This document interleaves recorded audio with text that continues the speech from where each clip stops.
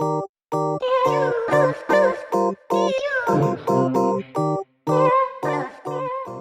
so we're back at Rip Gym for everyone's favourite day, arm day. So we're going to train arms.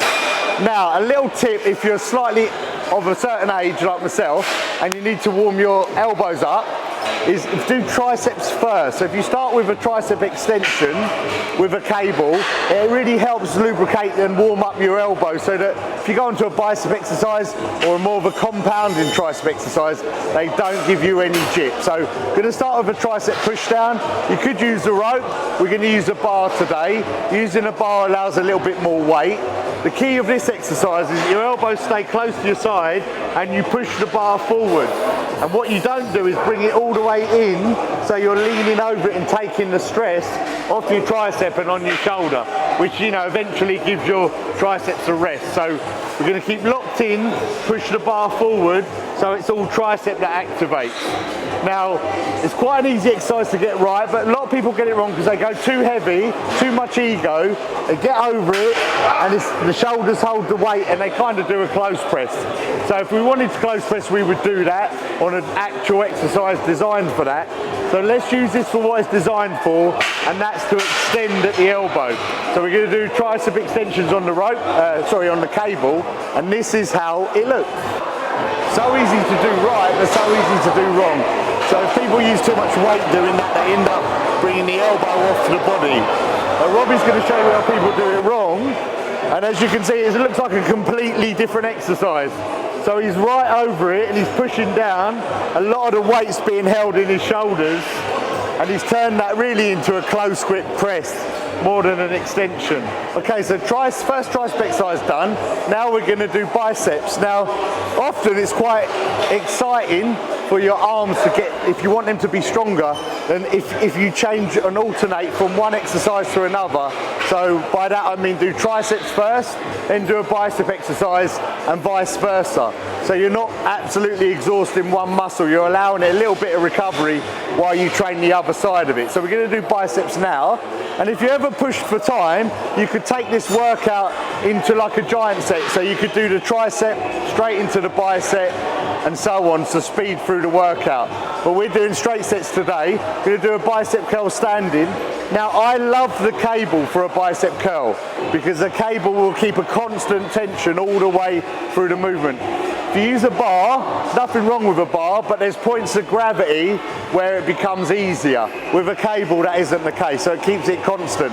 So we're going to do this now. The key here is to keep your elbows locked in and fully extend your arm. Come all the way up, but don't take it to your shoulder because straight away your elbows come off your body. Now the only thing tensing and holding that weight is your shoulder.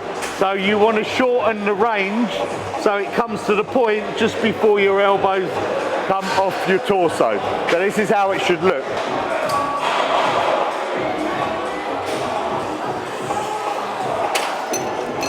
And if you can see there, there's a little slight pause at the extension and at the contraction. Where people go wrong is they'll swing and they'll bring it right off their body. So Robbie's going to show you a lot of people lift biceps with their ego.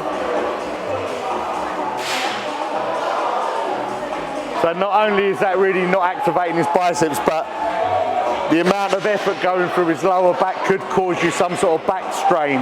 So again, always keep your posture right. Think about targeting and isolating the muscle. Okay, so we moved on to the flat bench, but we're not doing it for chest, we're doing it for your triceps. So how do you do that?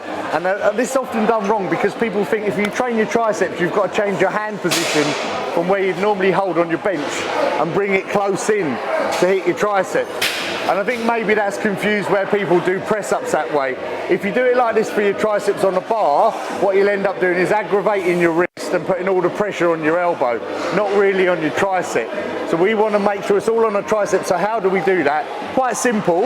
You just bring your elbows close to your body as you can, and you bring your hands in just slightly, but not all the way in. So you've got a good kind of couple of inches between your thumbs, and then you press.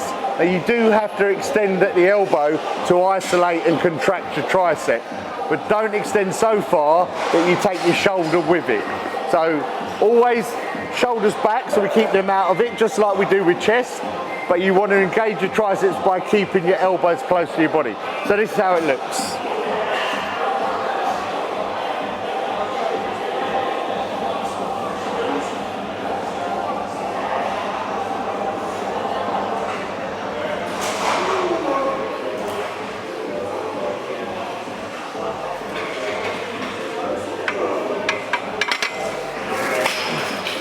Now, a lot of gyms of these bars we've got knurling on for where you grip the bar, and a good kind of rule of 4 is the bit between the knurling where there's none of it. If you use your index finger on each part of that where it begins, that would roughly give you a good sort of spacing point to keep it directly on your triceps. So Robbie's going to show you how people hold the bar wrong and often do it the worst way. So as you can see there with Robbie's hand, so that's already causing a strain on his wrist because they're quite close together. Some people will even hold their hands right together on this movement. And as he pushes up, he's extending so far that it's past his triceps and it's starting to load his shoulders. Okay, so the old standard barbell curl, but it's still a great exercise. So you can use a straight bar, Olympic bar in this case, or you can use an EZ bar. If you've got slight wrist issues, an EZ bar will kind of take some of that away. But if not, it doesn't matter if you use a straight bar. Now, the key here is to keep your elbows next to your body, and you curl it up again, not taking your elbows too far, and not thrusting at your hips, using your body to push the bar up. So keep it strict.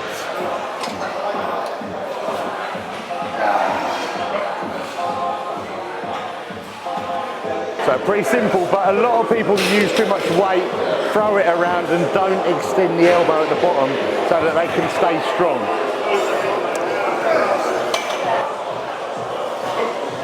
So again, there's a lot of back drive in there, a lot of hip thrusting, and you see the elbows come away from the body at the top.